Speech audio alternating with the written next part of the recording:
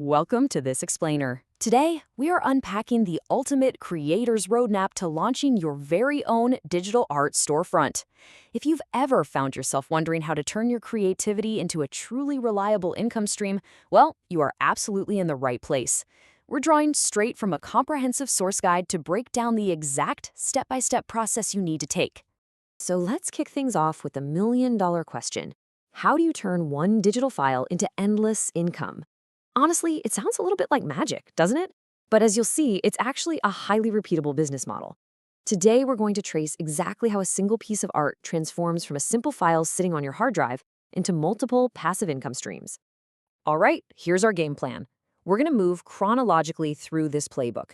First, why sell digital art? Then, niche down, format right. After that, platforms and file prep, followed by price, protect, and license.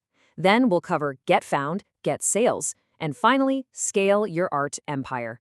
Let's jump right in. Section 1. Why sell digital art? First things first, what exactly are we talking about here? Basically, digital art is any artwork created primarily with digital tools. That could be drawing tablets, design software, or even AI-assisted workflows. But the really important part, it can be sold as a digital download, printed on physical products, or licensed out. That incredible versatility is literally its superpower. And this comparison completely highlights why this is such a game changer. Think about the old restrictive way of selling physical canvases. You've got inventory, shipping boxes taking up space, studio limits, and you're constantly waiting on couriers. Digital art, zero inventory. It offers instant delivery, infinite replication, and massive global reach. You create it once and boom, you can sell it to a customer in Australia while you're fast asleep in the US. Which brings us to this crucial number, 1. It's all about the multiplier effect. Just one single design can infinitely become a printable for a nursery, a digital planner cover, a sticker pack, or a phone case. And you do it without a single drop of extra production costs per sale. That number 1 represents the absolute only time you actually have to do the heavy lifting. Now, before your brain starts yelling, but I'm not a real artist, let's just squash that imposter syndrome right now. Our source's FAQ explicitly points this out. Consistency and clear niches matter more than formal artistic training. You absolutely do not need an expensive fine arts degree to succeed here. You just need to be focused and professional. Section 2, niche down, format right. You simply can't be everything to everyone, right? So you have to narrow your focus to build a profitable style. Here are the top niches to think about. You've got printable wall art like home decor, there's illustrations and character art, you could create design assets, things like icons or Procreate brushes, or maybe branding kits and even planner inserts. Just start visualizing exactly where your unique art might fit best. Moving right along to Section 3, platforms and file prep. Okay, so you've got your niche. Now, where do you actually put your art?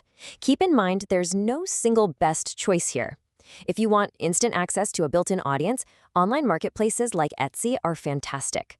If you want physical goods without the headache of shipping, print-on-demand platforms like Society6 are your go-to.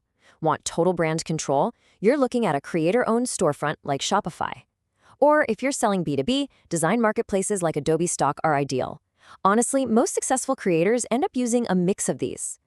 But wait, before you go uploading anything, we need to talk about file prep. You have to treat this like a strict procedure so your art feels like a premium product. Step 1, always export high-resolution files.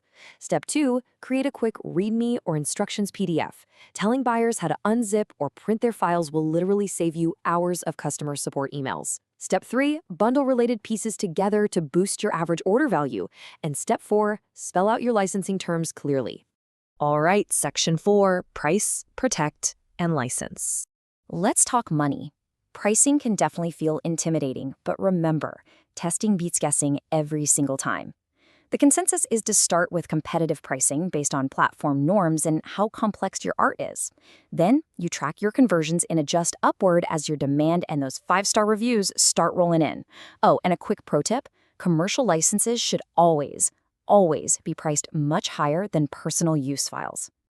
Now, you've got to protect your hard work. Piracy is a very real headache online, so this is non-negotiable. Step 1, show watermarked or low-res previews publicly. Save the high-res gold for the paying customers. Step 2, use limited download access links if your platform allows it. Step 3, tell buyers exactly what they can and cannot do with your art. And Step 4, slap copyright notices on there to protect yourself in any potential disputes. Next up, Section 5, Get Found, Get Sales. Because let's face it, your art is not going to magically sell itself. You have to bridge the gap between you and the buyer. Think about it. A buyer doesn't search for my creative expression. They search for something specific, like a boho nursery print set. So you need keyword-rich titles and accurate tags. You absolutely need high-quality lifestyle mockups. Show them what that art looks like framed in the living room. And beyond the platform, show your behind-the-scenes process on social media and build an email list by offering a free sample. That email list, that's an audience no algorithm can ever take away from you. And finally, the really fun part, Section 6, Scale Your Art Empire. Listen, selling digital art is never a set it and forget it kind of gig. You have to track your views versus your sales to figure out your true conversion rates.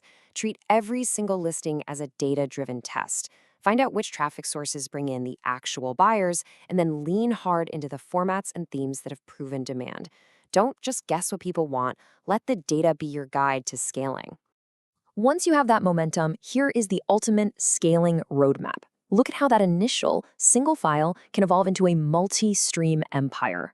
You can expand into print on demand across different platforms. You can upload to licensing marketplaces for those sweet, semi-passive stock royalties.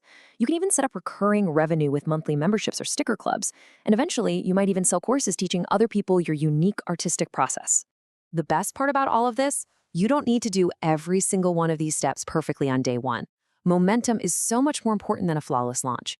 And remember, you only need one file to get started.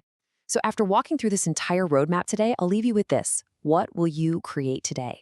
Thanks for hanging out with me for this explainer, and I seriously can't wait to see the digital empires you all build.